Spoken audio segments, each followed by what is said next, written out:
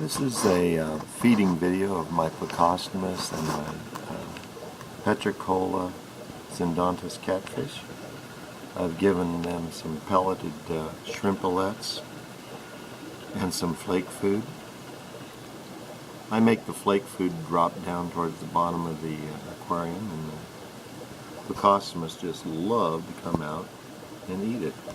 Right here in the forefront is a male Ancisturus albino Plecostomus, and there's one of the little Petricola syndontis catfish swimming out to get a bite to eat. I've got about 15 of the syndontis catfish in this aquarium. There you have another male in the center towards the rear, and a female Ancisturus Plecostomus on the right. And then there's an albino cory cat that I raised from a baby. That fish is, I think, about 4 years old now. That little cory cat on the right-hand side of the screen. Anyway, this is just, there's the other cory cat. I raised about 100 of those little cory cats successfully, and it was a lot of fun to do. And I've given most of them away or traded them off at the fish store. They're not extremely valuable in trade. They're rather inexpensive fish. As were albino Ancisturus Plecostomus. In the old days, they were quite valuable, and now, because of the long-finned Ancisturus Plecostomus that are out there, they are more in vogue than the short-finned, natural-finned variety. I never did get involved with the long-finned Ancisturus. A lot of times they look like they have such long fins they don't even hold them up and display them. As you can see, all the Plecostomus in this tank are displaying really wonderfully. Look at this little natural colored Plecostomus here waving his tail, almost just waving it at me, just saying, I am not scared of you guys. He has to watch out for the activities of those big male Ancisturus there.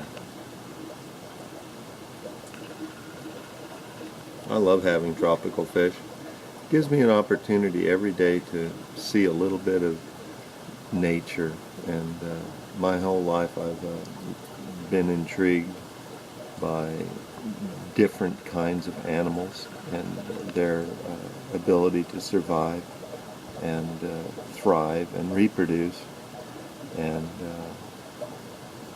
aquariums give me a little view into the wild nature that exists in different parts of the world.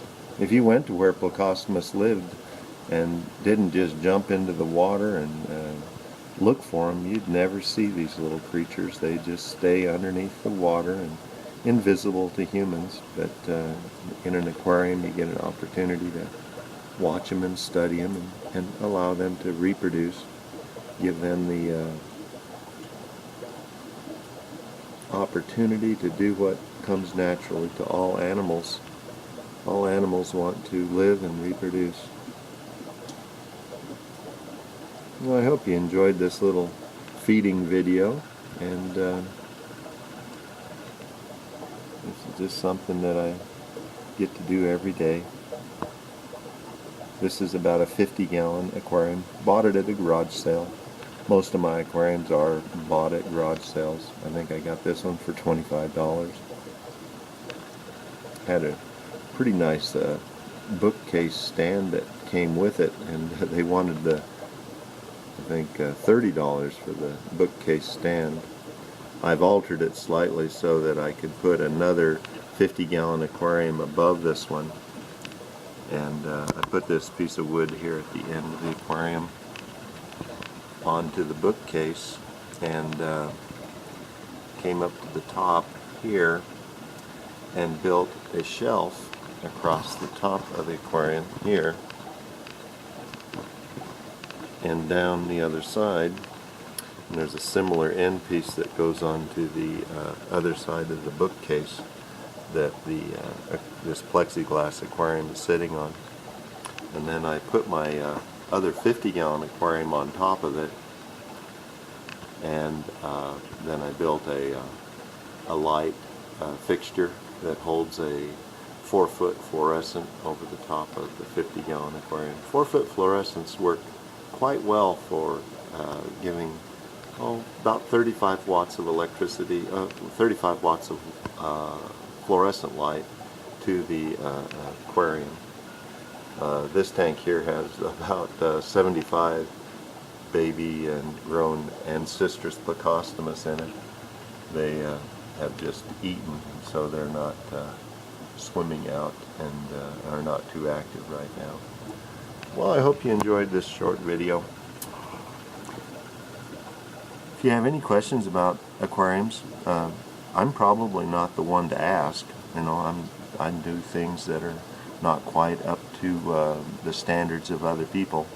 But I've been doing it for about 50 years, and I've got a lot of experience, and I don't do too much water testing, and I don't like introducing new fish without allowing them to be put through a long quarantine period, just to make sure they're not ill in any manner. And that way I avoid the disease problems that some people, and like I did when I first used to get fish, I didn't have that many aquariums. I didn't have a quarantine tank, and you put a sick fish in with a bunch of healthy fish, and it's really possible to actually introduce a disease organism that can kill every single fish in your tank. And I don't like to do that.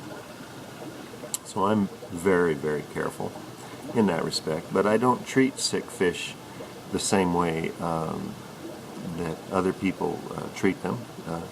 If I do put them back into quarantine, if I see a sick fish, and I try to give it good water conditions, and if it lives and gets over the disease, then I reintroduce it to my aquarium. If it doesn't live, then it dies, and I just give it a that's the end of that fish. Well, anyway, there's a lot of information there that you probably don't like. Just turn the volume down, and you don't have to listen to me rattle and talk about my fish and my methods of keeping them. But if you have any questions, go ahead and ask me.